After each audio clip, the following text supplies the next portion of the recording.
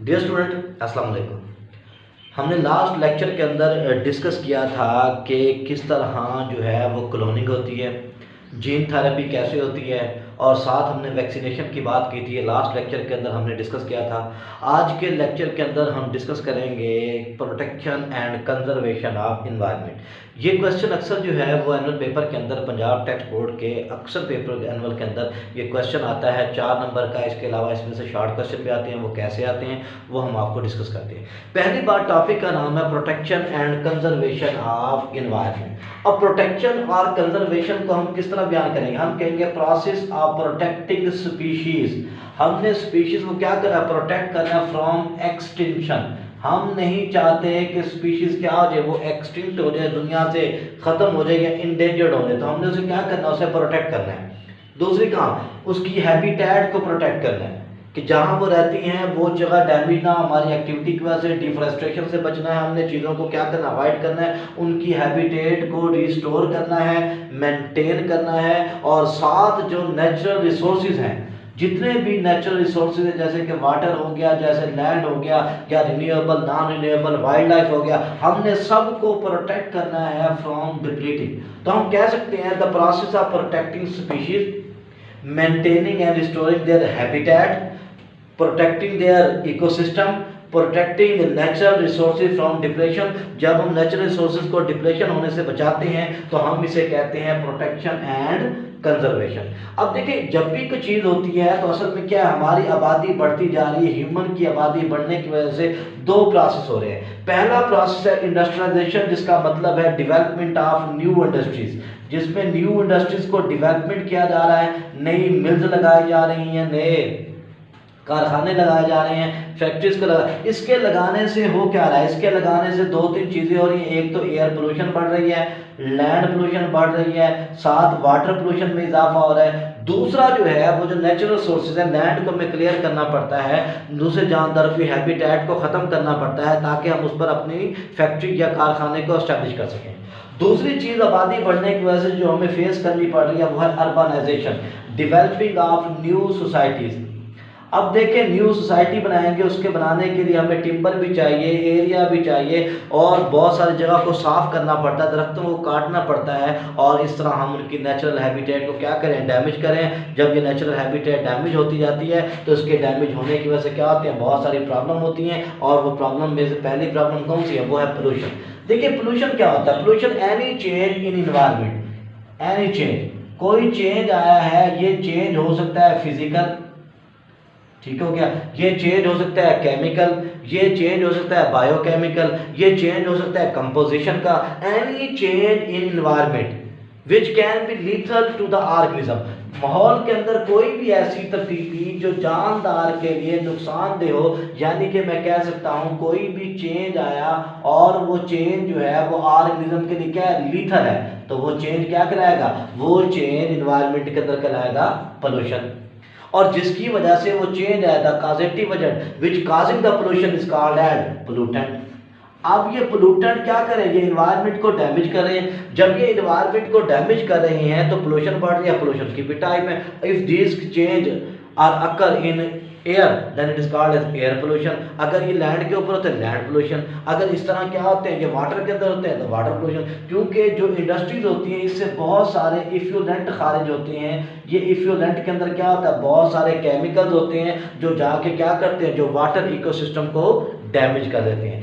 अब ये जो प्रॉब्लम आ रही है, ठीक है, इनमें एक और प्रॉब्लम जो एयर पोल्यूशन की आ रही है वो आ रही है ऑटोमोबाइल।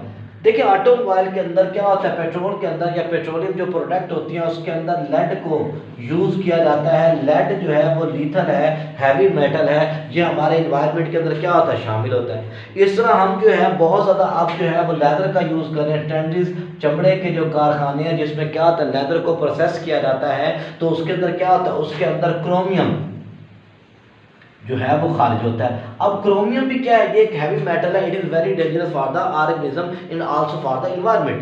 अब इसको यहाँ से रिमूव करना क्या है, बहुत ज़्यादा मसला है, ठीक है, इसको रिमूव करना भी ज़रूरी है। अब ये वो प्रॉब्लम है जो फेस कर रहे हैं, किसकी वजह से, इंडस्ट्रियलाइजेशन की वजह से, अर्बनाइजेशन की वजह से। अब ये प्रॉब्लम आ रही है, इस प्रॉब्लम को सॉल्व कैसे किया जाएगा। इस प्रॉब्लम को सॉल्व करने के लिए पहला काम ये है कि जो भी हम वेस्ट डालें, इफ्यूलेंट है चाहे एयर पोल्यूशन है, तो हम उसकी क्या करें, हम उसकी ट्रीटमेंट करें। सेवेज को क्या करें, पानी में छोड़ने से पहले उसको ट्रीटमेंट करें ताकि उसके अंदर जो लीथल केमिकल्स हैं उन्हें क्या कर दिए, रिमूव कर दी जाए। इस तरह क्या होना चाहिए, पोल्यूटेंट डिटेक्टर होने चाहिए जो एयर पोल्यूटेंट को भी क्या करें, मेंटेन करें। इस तरह जो म्यूनिसिपल या जो है वो क्या सर्जिकल वेस्ट है उसको भी इंसुलेशन करने के लिए, जलाने के लिए या उसको कंट्रोल करने के लिए भी हमारे पास तरीका होना चाहिए, तो ट्रीटमेंट ज़रूरी है। अब 2 नंबर का जो क्वेश्चन पेपर में आता है वो आता है बायो रेमिडिएशन, कि what is a bio remediation. पहले तो इसकी डेफिनेशन को समझे।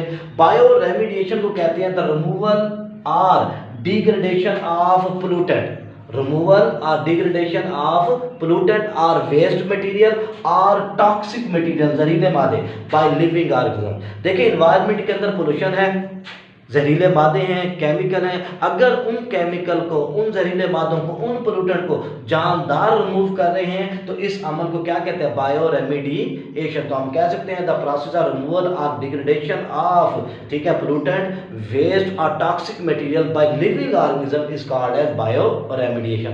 जैसे कि हम जानते हैं कि एक चीज़ हमारे पास मौजूद होती है जिसे हम कहते हैं कि ये क्या है, ये है हमारे पास एलजी। जब एलजी मिलता है फंजाई के साथ, देखिए जब एलजी फंजाई के साथ मिलता है तो ये बनाता है लाइकन।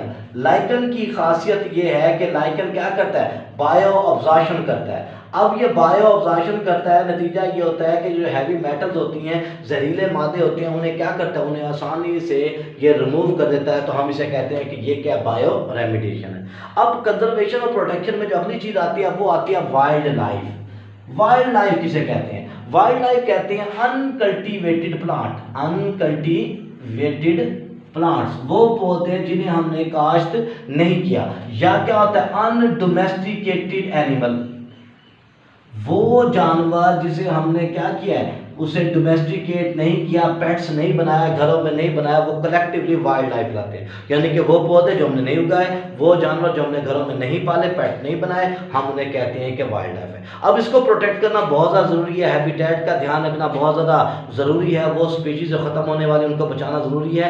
इसीलिए हमें 2 स्पीशीज़ का सामना करना पड़ता है। पहली स्पीशीज़ तो वो है बेटा जो दुनिया से क्या हो चुकी हैं, ख़त्म हो चुकी हैं। 2 species which have been extinct, which have been vanished from the face of the earth or a particular area, वो species जो दुनिया से खत्म हो चुकी हैं या किसी एरिया से खत्म हो चुकी हैं। जैसे पाकिस्तान में अब बंगाल टाइगर नहीं है, पाकिस्तान में खत्म हो चुका है। राइनोसेरास पाकिस्तान से क्या हो चुका है, वो खत्म हो चुका है। तो वो स्पीशीज जो दुनिया से या किसी एक पार्ट से क्या जो मुकम्मल तौर पे डिसअपियर्ड हो जाए, उन्हें हम एक्सटिंक्ट स्पीशीज का नाम देते हैं। जैसे कि अब जो है तस्मानियन जो है वो लाइन अब वो नहीं मिलता कहीं पर भी, वो दुनिया से क्या जो है ख़त्म हो चुका है। जैसे हम डायनासोर के बारे में सुनते हैं कि डायनासोर दुनिया से क्या आ चुके हैं, वो ख़त्म हो चुके हैं, तो ये एक्सटिंक्ट स्पीशीज हैं।